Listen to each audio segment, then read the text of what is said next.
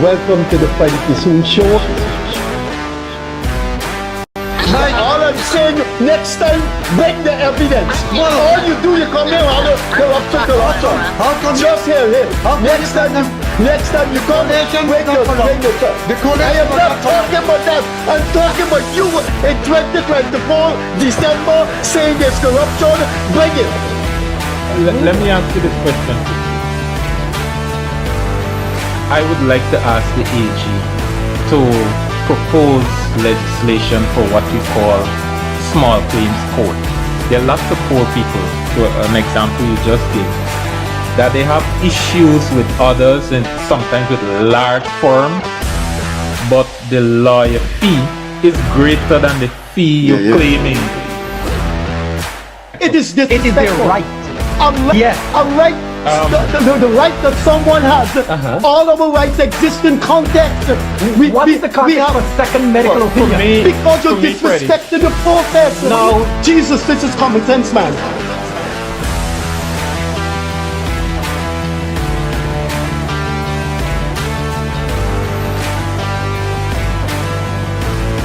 Any situation which you seem to do, you're just dealing with Afro-Guyanese issues. If one, you can't bring and pull the leaders of the African community together, you're failing. And if two, you can't put forward a future, a blueprint, and a plan for African Guyanese, you're failing as well.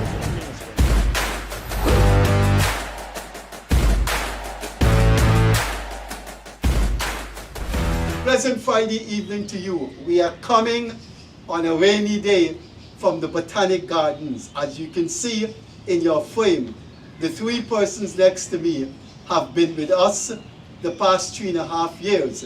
They have been stalwarts of the Freddie Kissoon Show, and we always will extend an invitation to them. On my immediate left is the former parliamentarian of the Alliance for Change, Michael Carrington.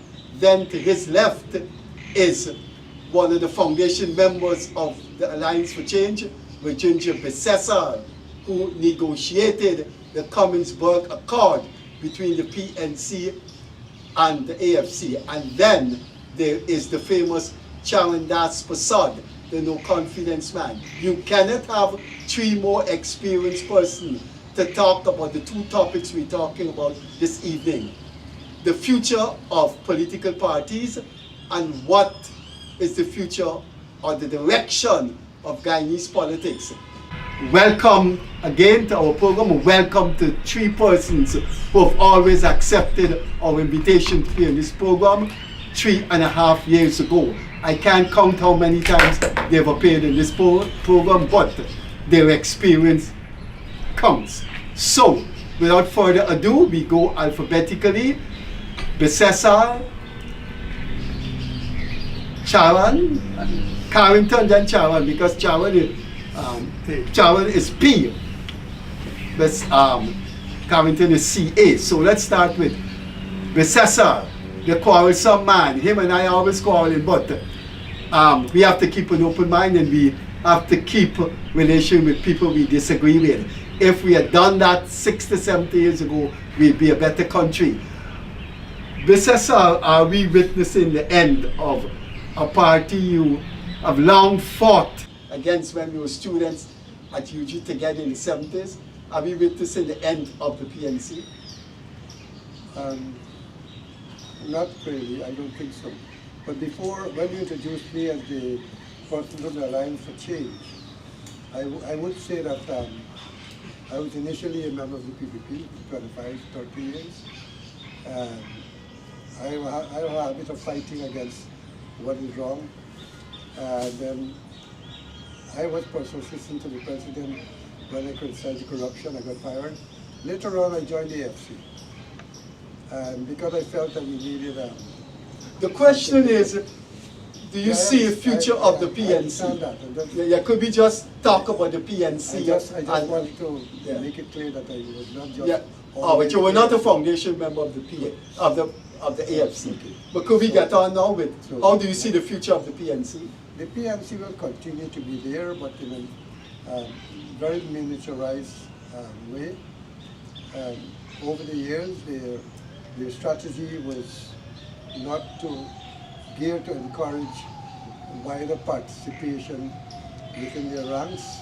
In 2015, you had the coalition and you had a lot of crossover votes, over 30,000 crossover votes from the PDP to the coalition, but they blew it. They had a glorious opportunity to do something and they blew it. And so one of the major problems with them is that, and I keep talking to the leadership and writing about it, is that they keep talking race, race, black, black, black. Now we are a multicultural society, and especially blacks are a minority in that sense. And to speak race is to alienate other persons. So if you keep talking black, where would the Indians go, or where would the Armenians go? It's a failing strategy, and they never learned. And especially since they're conducting the 2020 elections, when they refused to accept 33's majority and switched to 34, it alienated a lot of people, and their attempts to rig the 2020 election and putting the country into 5 months of limbo is something that would have driven away all those crossover votes and would have alienated even their own people, because you have a lot of decent people in this country who do not tolerate nonsense. And so that marked their demise. And I don't see them ever coming back even to be in the opposition.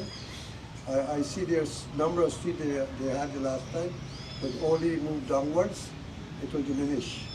I don't see them getting the amount of seats they got in this election and the next one.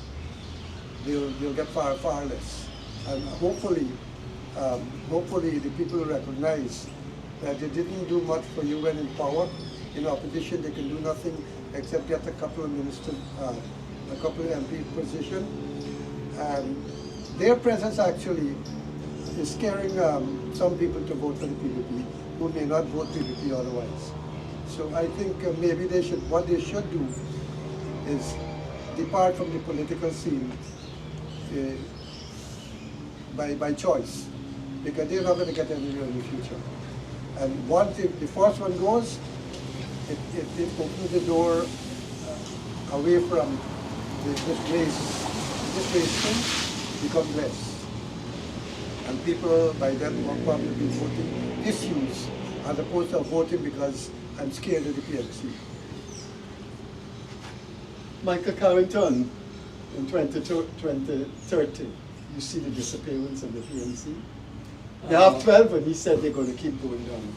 I don't think the PNC basically will disappear just like that. The PNC is, since from around the 50s, 60s, they exist in politics, and they tumble. We know they tumble, they make a lot of mistakes, and if you make mistakes, you will tumble. But as you see in a lot of countries, a lot of parties may tumble, but sometimes you have better young people come up sometime in the future, pick up that mantle and actually run with it, and actually become successful somehow or the other, or back in power, or at a certain amount of opposition. But I do not think there will be a major opposition in the future. What I think basically will happen is a lot of other parties will come up in 2020. And In 2030. In 2030, in fact, and you will have some people scoring more in the 2030 election. I do not think the PDP will score the amount of votes that they had scored in 2025, in 2030, because it will be a different level of playing field. It wouldn't be the normal thing. I don't like to use the word. Well, basically Afro and Indian fighting against each other. People, I think, are going to fight according to what they see, according to the policy, according to they see what type of development they want. We know the country have a problem where it's actually race-based, where two race from done over years always fighting to be superior to the other race somehow or the other.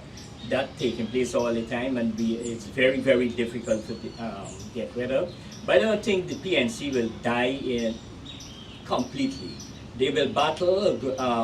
We name Norton will go his way, and many others may go this way, and you will have a lot of other young people will come up, and the party might be able to get itself back in order sometime or the other. It mightn't be 2030, it might be 2035. But that is my view. So the party wouldn't die. Just like the AFC is down to the lowest level at present moment. I myself, Michael Carrington, who were part of the growing with the party when it started. I don't want it to see that it disappeared. A lot of other people like me also don't want to see it disappear. We went through terrible times. We make a lot of mistakes, and the mistake hurt us. And the PP were far better than us in terms of the propaganda machine, in terms of their politics. And not many of our people weren't listening when people talked to them. And this is the result. The result is the reality. Our other party just come from nowhere. Within 3-4 months, snatched 16 seats in Parliament, a large amount of seats in the region at the present moment. That party is presently discriminate left, right, and center with the Linden issue in terms of the electing the chairman and the vice chairman. In terms of Parliament, Parliament opening and establish and vote for the leader of the opposition. So you will have a change in the politics, and I do not believe that what happened this around here in 36 seats for the PPP will happen in 2030. I think other parties will do better in 2030 than they had done in 2025. Charan, we are seeing the end of the PNC. Freddie, I will not say the end of the PNC, but as I mentioned in one of my Facebook posts before the election, I addressed Aubrey Norton personally in that post, and I said, do not give AFC votes that you will get as a PNC party, as the PNC, because let them run by themselves and see what kind of popularity they have and how many votes they will get. We've seen that. What is happening, and a lot of us need to pay attention to this. If my father was alive, knowing that I joined the AFC, opposed the PPP, I could not have gone into that house again as long as he was there. Yeah, he may even have killed you. That's right, because he was a PPP diehard.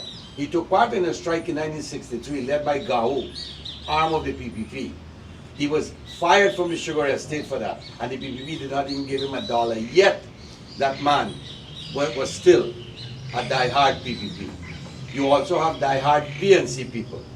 They will talk to you, but there is still vote PNC, no matter who the leader is. For example, Aubrey Norton, I don't know that he can lead anything. The man is abusive. His language, for one, does not even fit a leader. And so you have youngsters now, and Freddie, more youngsters now are getting higher level of qualification. Many of them who are voting who voted in 2025 don't even know what Donald Ramotar was when he was president, because they might have been what, 7 or 8 then. Now you have to speak to them and be very careful what you say, because they know what you're doing, they see what you're doing, and they figure that this may be right or this may not be right. I don't want this or I want this. They make decisions now that will affect any and every political party. One of the biggest problems we have, if you're looking at race, the Afro-Guyanese are still in a minority compared to Indians. So if you push race, if you're trying to revive or keep alive the PNC, you're not going to go anywhere with that, because the race thing will simply say you still have a smaller number than the PVP. And when you do that, you are pushing, let's use just two parties, two races. You're pushing the Indians away if you show preference to the blacks. And so you are not opening yourself to proper strategy, strategically targeting the people who are relevant, the youngsters. Freddie, that is one of the ways you can revive your party, but I don't see that happening, and honestly, the PNC will lose more votes. Look at what happened today. They split. The head just went different ways. Prominent people in the PNC branched off and left Norton here with a few, and then totally dismantled the whole organization. That by itself contributed to the demise, or I shouldn't say demise, the low turnout or low votes that they have. what, 12 seats in Parliament? Yeah, from third to one. Okay, let me attempt to get this correctly. Rajendra Bissesar, the PNC from here on will keep decreasing in electoral strength. And the 12 they have now will go down. Michael Carrington is positioned they will still survive. But he didn't say if he predict decrease in seats as Bissesar. Neither did Charrandas. So my question now is, so I think we agree, or well, not me, the three of you agree. I'm not certain the PNC will survive in 2030, but the three of you say they will survive, but they will keep decreasing in strength. Have I put it over correctly for all Yes, three of you? I agree with Okay. you. Okay, now, I want to take up, we go back alphabetically, and I want to ask Bissesar a question that is contained in Carrington's initial delivery on the program. Other parties will come up in 2030, and other parties are likely to do well. Is that, Basically, yeah. you agree with that? Bissesar? I think we are sort of saturated with political parties. I don't see the real political openings for more political parties. What I'm hoping will happen, and I'm thinking, is that if you look at the last election, and if you look at at Region 4, if you add the vote of Win and you add the vote of the PNC, it's actually more than what the PPP obtained in the last election. So I call Wanto the leadership, and I ask him, I say, if you really want to change from these two political parties or have the PPP as the government, then you have to strategize. That means maybe it might be better if some of you stand down. Stand down from the election. Let's strategize. Let's see what the objective is. We have too many egos involved here. The objective is X. You want to remove it, I know, Sarah, as you say, and what is the strategy? If you get all these small parties, you split the votes. So maybe by 2030, there might be, hopefully, less individualism and more tendency towards uniting on issues or a common platform. Now, as I told you before, many people vote PDP also because of fear of the PNC. When that fear is removed, you may very well find people feel a lot more free to vote on the issue rather than in fear of the possible alternative. And that alternative is no longer there. So what I'm hoping for is that the political parties will recognize we need to shift away from the 66 decades or whatever of domination by these two parties. And therefore, I would work towards or anticipate that these political parties will be talking to each other and define their objectives and recognize what is going on. If it's going good, fine. If they feel it's not going good and we can do a lot better, then in order for us to do better, there need to be unity of these forces as opposed to 10 political parties contesting separately. And I'm hoping that they are able to intellectualize, to strategize, and between now and 2030, I'm hoping that we can educate our people more to represent their interest as opposed to represent the color of the skin. As I've said on a number of occasions, race is not a homogeneous unit. You don't have one common interest. You have marginalized, the majority of blacks are marginalized, the majority of Indians are marginalized. If you recognize that marginalization is the basis of forming a unity of a force that can hold any government accountable. I recall in the 79 when you had the big strike, the big budget and the devaluation, when bauxite and sugar went in strike together, Hoyt had indicated 0% increase, they got 40%. I think Freddie will recall that. So it demonstrates if you have unity of the working people, if you could unite and say, look, stop it, we need to renegotiate the Exxon contract. We're staying home. We don't have to go in the streets. We're staying home. So the message to the working people of this country, if you were to unite the black and Indian in the interests of workers or the marginalized, You can hold any government accountable, you can make your demands, and you can succeed in accomplishing it. Carrington, you said you anticipate there are going to be more parties in the 2020 election. One of the problems we have, and if you could care to give your thoughts on, is that people have perennially picked, and the PPP have been in power since 1992, minus the 5 years, 2015. People have perennially picked, and the PPP, other parties will come up and challenge the PPP. But wouldn't you say the track record of third parties have not been encouraging in Guyana? There is, yourself said there's no AFC. Look at the I never said there's no AFC. So, well, whatever. You said the AFC. We have done that. We have done that. Okay, we have done that. But I think in so many times on this program, you have criticized the AFC's performance in government. And that is where I think the AFC's deathbed lay, their performance. But if you look at these third parties that come up, AFC, look what is going on with WIN.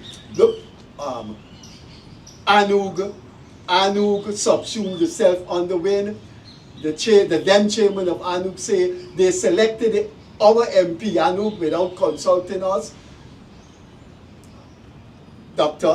Mark France, the then chairman of Anug, made some pungent criticism of the leader of WIN, which people have listened to. For example, he said when he was going in his own Amerindian village, WIN curtailed his activities. Look at what is happening with Guyana Forward Movement. Darwin Vest of VPAC is accusing Miss Manza Walton Bissesar of reneging on splitting the presence in Parliament. But my point is, why should we trust these parties? Why should we vote for them? And then we'll go to Carrington. Yeah. We'll go to Charrandas. Well, here, as I said earlier, they will have smaller parties, will establish. But those smaller parties become one unit. They will have in 2030 a major coalitions, because most of the people at the present moment in the other smaller party learn from what took place in 2020. They know it from the inception that it's very difficult to beat the PPP as a single unit. And they know fully well in the future they cannot go back in that particular area of a single unit. So while they will form their little parties to get a foothold in terms of the larger parties, in terms of a larger unit for running to the election, I do not think that the smaller party could win the election or win any election. They may be able to create what you call a prevent a winner take it all government. But we see what takes place. I don't think they will take the chance in the future. I think all the other parties in the opposition, that's my thinking, will work on the ground and then they will come together to run against the PPP. If they don't do that, they do not make sense. Not at this at 2030 when we spending the billions, hundreds of billions of dollars that coming in from the oil and doing all the different projects. But long as everybody hold to one unit, they could fight the PPP and they could beat the PPP. I believe in a large coalition where all the parties decided to run against the PPP, they have a chance in beating the PPP. But as individual parties, it's very difficult. We are able to pick up a lot of seats in Parliament, but I do not know much. It depends on the mood of the people out there, and it depends on the politics that take place. As you said, they make mistakes. In all parties, they make mistakes. Wrong things happen. People seem not to cooperate. But I think 2030, it's good sense will prevail, and you will have more cooperation than you had in 2025. You buy that theory or that prediction? Freddie, you see, it's hard to predict what the mind Of the people might hand you. Very difficult to predict that. And I'll tell you why I'm saying this. I could not imagine for the life of me that the PNC would have been so destroyed in the 2025 election by a party that just literally materialized itself In 3 months. for 3 months and totally took the PNC down to the drain. They got it. Now, how did that happen? Why did it happen? Must look carefully. This young boy who, the Azruddin Mohammed fella who is leading the Win Party, he went into villages, not this year only because of election, he's been doing that for years. So he made himself popular in the eyes of the people. Now, it was very easy for him to tell the people and have them believe that he will represent them and do things that will benefit them, because he's been so doing for the years prior to his forming a political party. And so it is clear that he has a command of youngsters who believe in him. Try to destroy that and see where you go. Now, this young lady here, I listened to her on a few occasions. She speaks well, Amanda Walton. Amanda Walton is a Is there, right? That's her name. Yeah. She speaks well. She's very articulate and her concerns are genuine. You can see that. I can say safely that if she continues on that political road that she's on, she will get a couple more votes and seats. I can see that happening.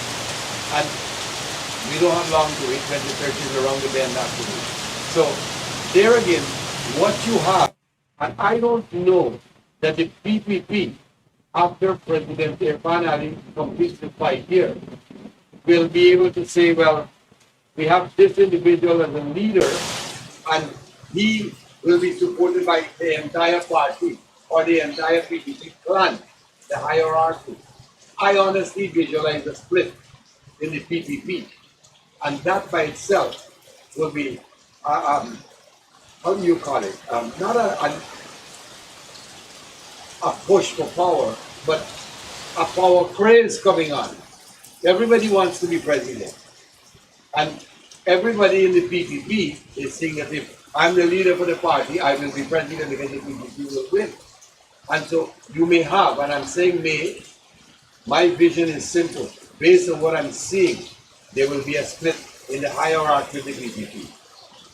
And I'm not naming anybody at this stage, but 4 or 5 people may come out as wanting to be leader, and we'll see how that unfolds. The PNC, they still have a stronghold in the black community, and I'm saying a stronghold. A lot of people still feel that this party was their party or is their party. So they will still get what they'll be alive.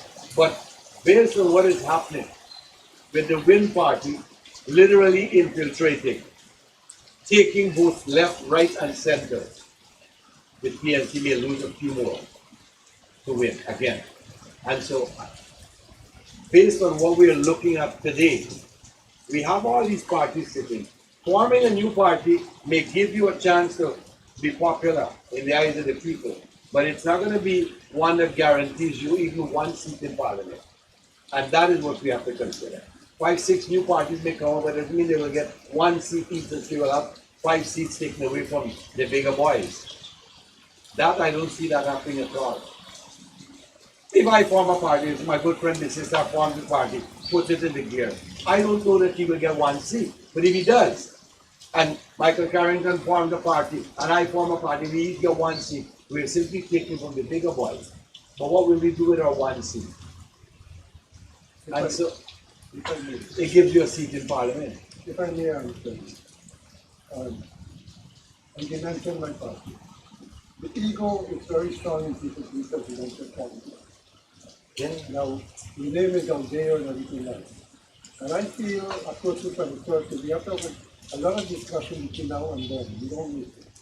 And I decided not to move forward because I saw really gaining popularity. And I figure it doesn't make sense to enter and get to go to another party. I don't want to be a presidential candidate. In all my life, and you know this, I've been fighting for the people. And that is my objective. Not I don't want to follow. Now, in terms of win, I would like to say they've done well, exceptionally well. I'm also saying they could have done better if they were more inclusive. If they were more inclusive, if they looked around and got in persons who were capable of advancing the cause or putting over the message in a better way. And I would like to say this, that when you talk of 3 months or a couple of years, I would like to suggest to you guys that it was not that men did it by themselves. All of us who are writing letters, being on television, speaking on social media, exposing the PVP, exposing the PMC, all of these people contributed to an education of our people that allowed them to wean themselves away from these 2 political parties. So if they were to feel they did it on their own, it would be an egotistical thing and a mistake. They have to come to realize that there was a collection of people historically contributed to what happened in the last election. And they have to start thinking this way, and other people have to start thinking this way, so that we can arrive at what we're talking about, a more united forum. What I suggested to some leaders the last time was that if they step down from the election, talk to the party that had the better chance of winning and had the finances, which was important to do so, then an important factor was this. If you step down, let's come to an agreement. We step down, you contest, but we have an agreement. In 3 years from the time you take power, we start a constitutional change, which is a requirement, and everybody wants that. After 3 years of accomplishing the constitutional change, we move to elections based on a new constitution that allows coalition after and so on, that allows a hybrid system like a local government where people can vote in a constituency or people can vote with a PR system. You have two sets like in the local government. So I am suggesting that coming the next election, this is where we have to go. We look at uniting, stepping down if necessary, support one party, and we come to disagreement. Because without changing that constitution, this country doesn't have far to go, I'm telling you that. That constitution is like the sword of Damocles on the backs of people in this country. It's too heavy a weight to carry. And the system allows a dictatorship. It allows one person within the party to control who's going to be MP, who's going to be minister. And so even within the parties, you have this autocratic system generated because of the constitution. When Charrandas mentioned about splitting the PPP, forget that. When the AFC was being formed, we spoke to a number of people in the PPP who were totally disillusioned. They were on the brink of coming over to the AFC. They stayed back with the PPP. You have to understand, I was in the PPP for 25 years, so the loyalty factor. And if you stay with the PPP, you know you'll get an MP position, you'll get some position or some contract or whatever. So that particular PPP at the top is not going to take place. But we only can try to educate our people, as I said, to unite and form a system where we can change that constitution in this country and then move forward. Carrington, before I start back originally, it's you then, Charan. You want to respond to that, and then Charan, and then I will pose a question about the transformational quality and likability of an Ali. But you listen to what he said. You want to respond to that? I basically will say that basically you have to have a united front to be the PPP. If you don't have a united front, you cannot be the PPP. And I think the people in terms of with a lot of young people which is coming on board with Win or whoever party they join, I think people will be able to unite, seeing and learning from this particular experience. One of the major problems you had is because they weren't a coalition. Basically, a lot of persons, especially in Region 4, had stayed home and they did not went out and vote. Because I think in 2020 election and 2015, we may have about 70% of people went out and voted. This time was just around about 50% went out and voted because 58%. Because they basically did not like what they were hearing in the media. You had a negotiation taking place, and every couple of mornings it was in the media, and most of the news you're having is basic negativity. and showing no unity. And because of that, a lot of people just decide you try to run by yourself. We are going because we know you can't win. This is the basic thing.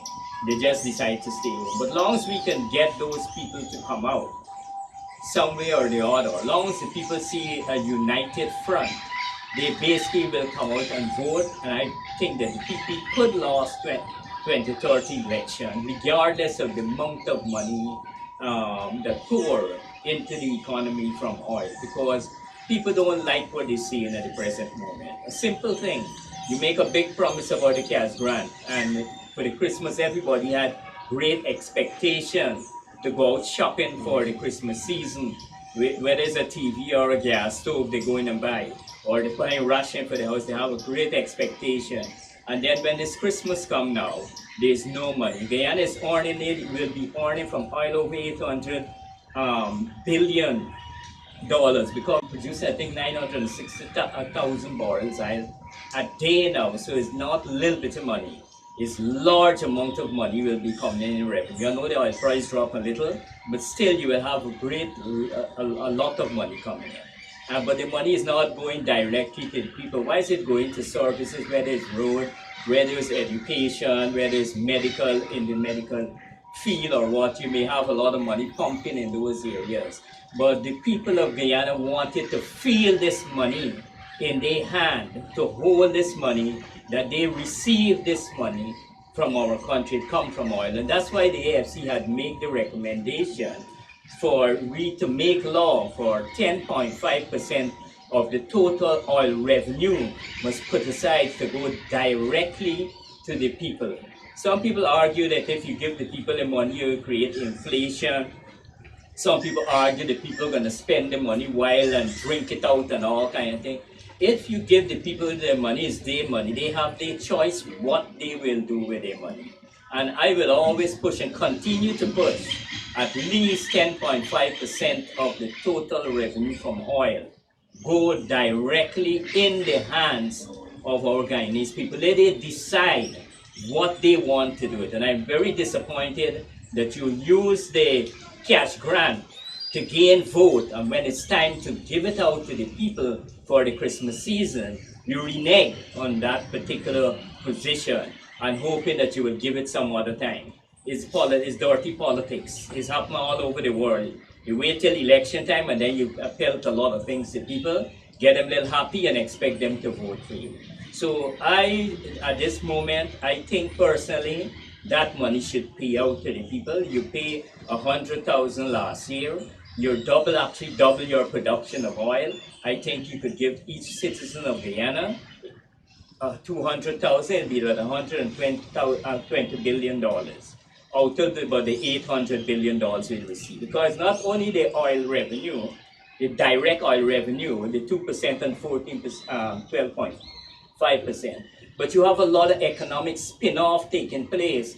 The Guyana Revenue Authority collecting a lot of other money from all the subsidiary and all those things, whether it's wages, whether it's buying of material, more things are imported in terms of for the construction industry.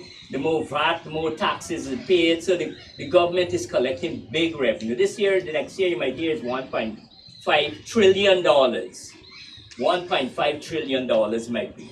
Now, AFC were in government with a budget with just approximately $380 billion. $380 billion. I think somewhere around that was the last budget. 380, and we were able to raise the wages to $70,000 per person, minimum wage. Now the money is 1.5, going to be 1.5 trillion next year. 1.5 trillion, and they only give approximately around about a 50% increase of that money. Not in 50, but 30, no? Yeah. I'm talking about the total for that 5 year. About 30% they give increase, right? Which carried about, I think is $100,000 to $130,000. That is the money. We have enough money to make our people live a little more comfort. Let our people have that cash grant. Let them hold it in their hand and decide how they will spend it. No president and no minister must decide how they spend this money. They born and grow here, and there's a part of the wealth of this country. As long as it's a part of the wealth of the country, we need to hold that money in our hands and decide what we will do with it. Chairman, before I come back to, I'm going to make a preface to my question. Before we come back to the other one, you listen to bissesar, you want to say anything about what they have to say before I Freddie, a lot of things are uncertain. A lot of things are uncertain. But I'll tell you, based on what Michael just said, the promise was made, and we keep hearing, oh, we will deliver on all our promises. One of the biggest, and I was surprised when I heard later on from the president, who was joking about the cash grant. You can't do that to people. As Michael said, so many of us may have planned to buy this and buy that, or do this and do that with the money. You will get it maybe January, February, March, or whatever. But we know it's not coming for Christmas. Because it can't happen from now to end of December so you can get it for Christmas. The question here is, why are we making promises and not fulfilling them?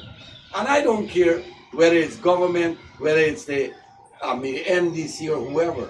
If you want to do something, you want to please the people, don't tell them you're going to give them 5 and you're only giving them 1. Say what you can give and explain why you cannot perhaps. So sit down and think into it, Freddie. The people are working. If you give them, what did they get? What, 10%, 9% increase? If you're getting $150,000 a month, you get 9% increase. That's 9 and 4 away, maybe $13,000. After taxes, you take home an additional maybe $10,000 in your paycheck. So from 150, you're gone to 160. What kind of increase is that? How does it affect? How does it benefit? How does it improve the life of the people who are receiving it? And these are some of the things that must be considered when you're governing and you're a government running the lives literally of the people. We agree that, look, education has really gone out the roof as far as people being educated. We salute them for that. Now, the same people who have graduated, just recently I attended first time in my entire life, I attended graduation ceremony at UG. It was beautiful, by the way. Have they gotten any kind of increase because now they have a degree? I know of an individual who has a PhD as a teacher in a secondary school, and she still answers to somebody with less qualification than she has. No, and her salary increase has been, I don't know, maybe $30,000 a month more. So, Freddie, those are some of the things that must be taken care of. You have to, as a government. When I do these shows with opposition personalities, the one before this is Friday, the one before this with Kian Jibur, and the former chairman of ANU, Dr. Mark Fans. There doesn't seem to be even a small acknowledgement of the positive things the government has done, the injection of a new type of personality in politics in the form of Muhammad Irfan Ali. We are just 3 months away from an election that was held. The ruling party had 33 seats. It now has 36 seats. It has won of all the contestants. It brought number 1 in Region 4, which is a significant swing of crossover votes. They have increased their votes in 99% African district in Linden. Do we dismiss these startling statistics that they have now, not since 92, any government won by 55%? I have looked at the GCOM database 3 times, And there have been serious crossover votes for the PPP, which I stoutly believe the Orphanali personality was responsible for. His likability, his man of the people approach, etc. Don't you guys see anything over the 5 years that have been done by this transformational president that would have allowed for a 55% increase? 1, 2, crossover votes, and an increase of 3 seats. Surely a better academic analysis has to be placed on that reality, starting with Bissesar, then First of all, Carrington, then Charrandas. since 92, you're somewhat incorrect. In 2006, the PPP had 36 seats. Yeah, they are 36. In 2006, the PPP had Yeah, 36 seats. I'm talking about the percentage. Sorry. 36 seats 36 is there. in 2006, okay? Secondly, if you look at the voting pattern, what is peculiar to my mind is that in the 4 hinterland region, the votes increased by over 8,000. In the hinterland region, the vote increased by over 8,000. In the other 4 regions on the coastline, from 2 to 10, the vote fell by 20,000 votes. 20,000 votes. Less. In almost all the region in the coastline, the number of voters was less. If you total it up, it is 20,000 people less than the last election, although the voters list increased by over 100 or something thousand. All right? So we have to have a deep, you're a political science study. Maybe sometime you should do a forensic audit of the election. For instance, PPP did not win Region 4 outright. The total vote of Win and APNU is about 1. No, I didn't say that. I said they won more than the other 2. No, the 2 combined will be. Yeah, but I was speaking I did say 1,000. separately. So when Jane Bond said he brought Region 4 to the PPP, that's nonsense. Now, in terms of Region 4, It's not nonsense. The PPP won more votes than the other 2 no, but parties in then Jane Region Bond 4. said he was the one triggering it. That's it. Well, why are you denying him that? There's I am an saying that's increase of vote for the PPP. Because if you look at the total votes of Region 4, it actually fell. The PPP got less votes in this election, although they won, than in the last election. That is not true. The PPP got 9,000 votes more in this election than the last As I said- election. Where did you get that from, As man? I said, first, I will look back at the stats. Well, you better look back at the stats. The Remember I called- PPP got 9,000 votes more and 3 seats more than the 2020 Well, elections. the 3 seats come like this, okay? In 2020, the amount of votes Be required. careful with your The stats. amount of votes Mr. required, Sir. I will look back at it and write about it. The amount of votes required for a seat was over 7,000. Because of the people staying away, the amount of votes required for a seat in this election was 6,000 something. In other words, by people staying away, if the PPP maintain its votes, the fact of people staying away will allow you to be divided by 6,000 something instead of 7,000 something, and that would have given the PPP the extra, although the vote was not that much, it give the people an extra 3 seats. Okay, because of the amount of votes required for an individual seat. If you want, you can check that out too. Well, it's But I mean, still the six. I mean, No, it's not 7,000, 6,000.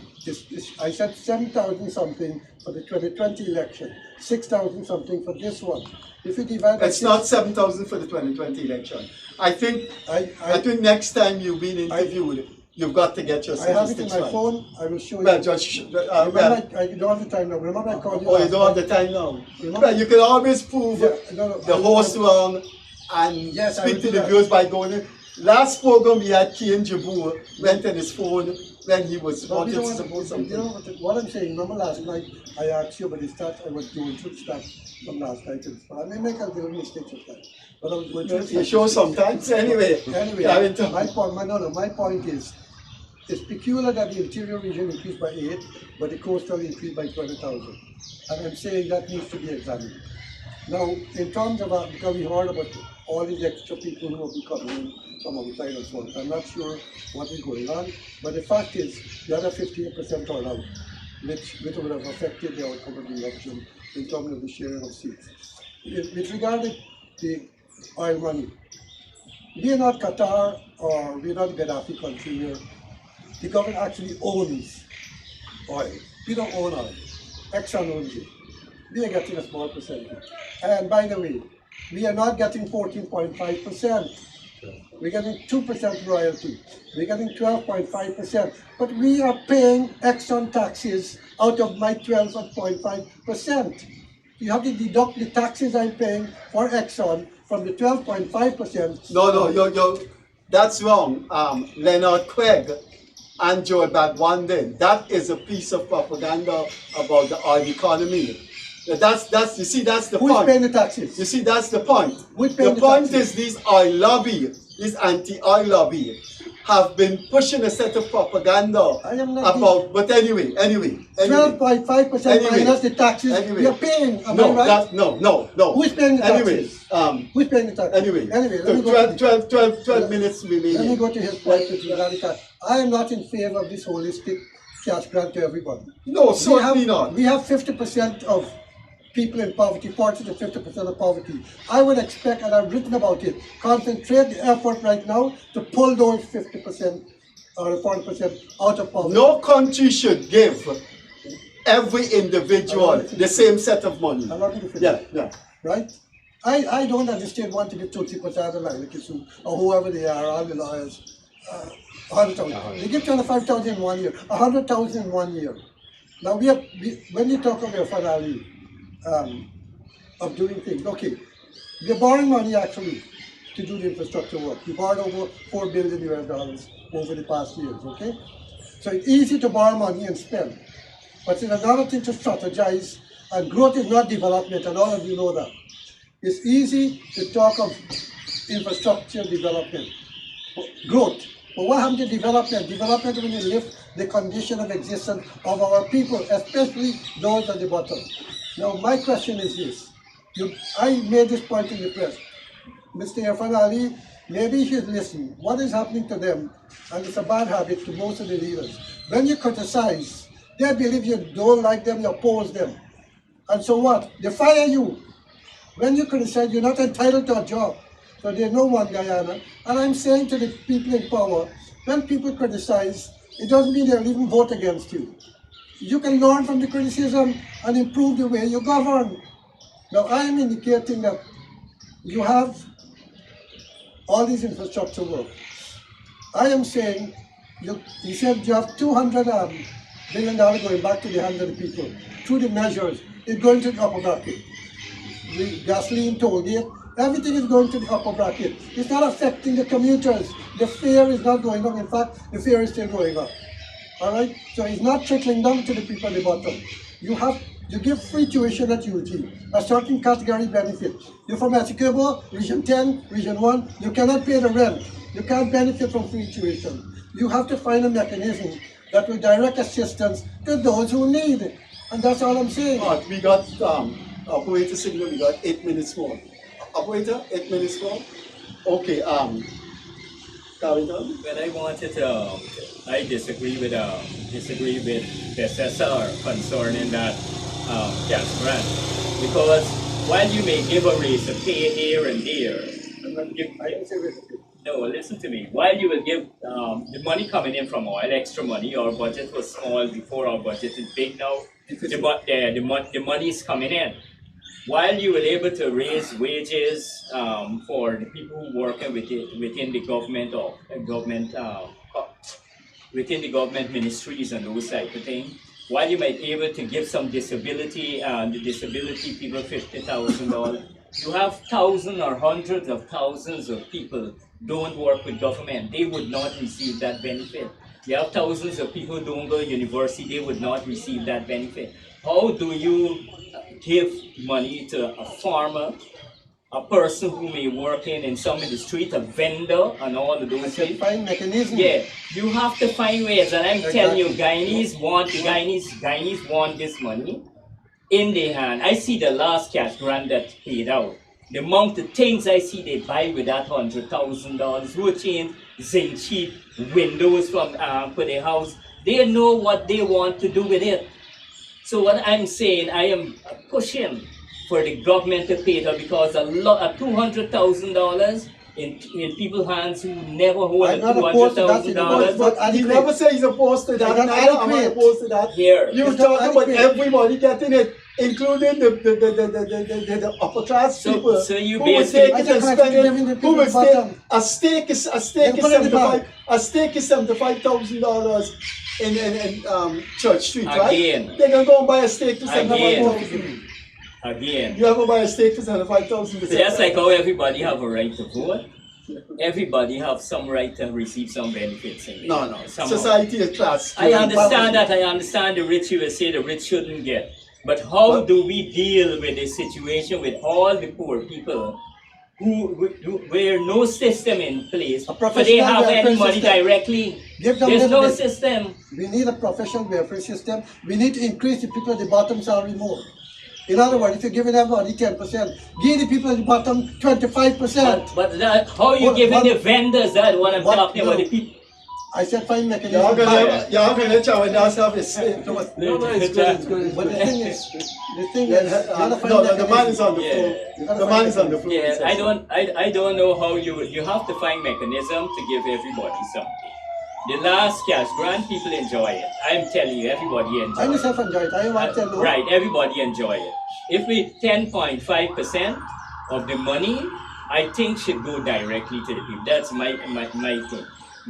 All the rest could go for all the development you want, the infrastructure development, the saving, or whatever. But let the people who hold 10.5%, you bust it up, and let the Guyanese people hold 10. Yeah. What for the whole year? The last watch, we only had but 400 or something thousand people vote. But you had but 600,000 people must collect cash grant. What was the rate and the amount of people collect cash grant? There's a lot of corruption, sir. A lot of corruption. And every time they give out. But for a man draw, but 5-6 times he draw a cash grant. You could easily find that. You could easily find how you get That's how you don't sometimes you don't be tired. Yeah, you sometimes can you don't easily tired, find you're that. laughing. But the viewers are watching you. You need to. I'm not saying If a man You know, a draw lot of 5 people times, the much ID more cards will be seriously. down there 5 times. He could be home and charged. Charan, yes, you share are it with them, you know. You are important. Freddie, 5 minutes more. you know what? There's so much you can say and do, but let me make one statement quickly. I did say just now that the education system, or educating all these youngsters, and I was at a graduation last week. It was a beautiful thing to see, and I commended the government for that. You said that we are not saying anything good about the government. That I did say, and you cannot. The stop that. graduation? No, they educated, they all, so many of them with degrees. Oh, okay. The government has done far more better than graduation. But go on. No, I'm talking about it, at least education. Infrastructure. And infrastructure, look, let's not get to infrastructure. That's a terrible thing to talk about. The biggest corruption taking place. I'm not saying that. You guys bandy about you guys bandy about this word. You know, you talk about no. Charan, go Freddie, ahead. I don't here. want Charan, go ahead. Go ahead. The evidence. Yeah, go ahead. Look, there's a lot being done. There's a lot of money being used, but there's also a lot of question about the money and the spending, where it's going and what is being spent on. Our Auditor General came out the other day, Freddie. Let's not miss that and lose sight of that. One individual owes this government quite a few millions of dollars, and he's boldly saying on TV, "I'm not gonna pay it." That was who you talking about? If it's public, you Critic.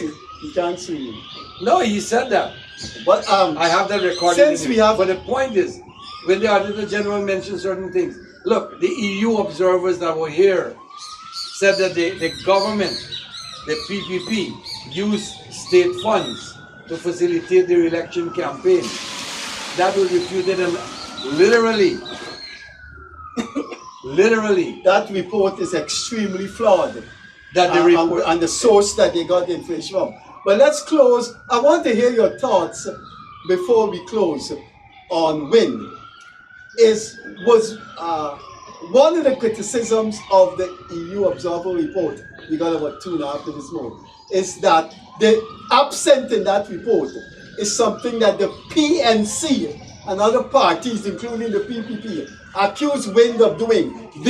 Let me look at the camera. The PNC accuse Wind and other parties of vote buying. There was a video of Wind people in a bag sharing out money. Now, I'm asking the three of you, do you think there were elements of corruptibility in the politics of Mr. Azzuddin Mohammed? We've got beginning with bissesar, and then we finish off with Charrandas.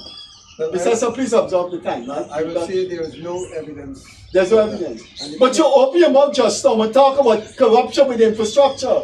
Anyway, go on, man. Go on. That is my problem. That is my problem with anti-government critics. No. We can. I am not. That is my problem with anti-government. Corruption. And when you come to corrupt people like Azzuddin Mohammed, I am seeing the evidence. Bissesar, quickly, and then. And look what you're doing. You're taking over on the screen. Yes. Quickly. Quickly, I'm saying to you, the app you saw being as a threat. So they had to say something. They had to say something. So, but what I'm saying to you, right? So they accuse Wayne wrongfully. When it comes to contract giving out, I mean, there's no one going on, right? Man, don't be ridiculous. Don't be ridiculous. But before I go, I just want to make this point, right? Yeah, before you this go. one point. Whenever we talk Make it small. about $200 billion going to the people, we never talk on card inflation when they go to the upper bracket. But the moment in this country, you talk about giving workers more money, you can card inflation. All right. I don't know who said that. Carrington. Our time has come. Carrington and Get the people at the bottom. Carrington. I would just like to say this to our people again, these people to hold strong, to unite, and let us work together. 2030 is just around the corner, and I think Guyana will be able to be a better place by then. I don't want to say anything more on that. On this drab Friday night, on this rainy night. Rainy night? Freddie, What you all I have will to say? say to wrap up is, based on what we're seeing, and you, if you remember Irfan during his term as Minister of Housing, as President now, that young president is more approachable now as president than he was when he was Housing Minister, and I've experienced that.